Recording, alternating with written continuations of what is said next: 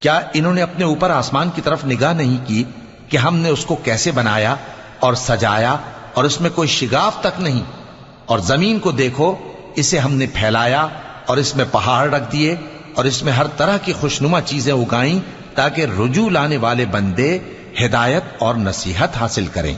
اور ہم نے آسمان سے برکت والا پانی اتارا اور اس سے باغ اگائے اور کھیتی کا اناج اور لمبے لمبے کھجور کے درخت جن کا گابھا تہ بتہ ہوتا ہے، یہ سب کچھ بندوں کو روزی دینے کے لیے کیا ہے۔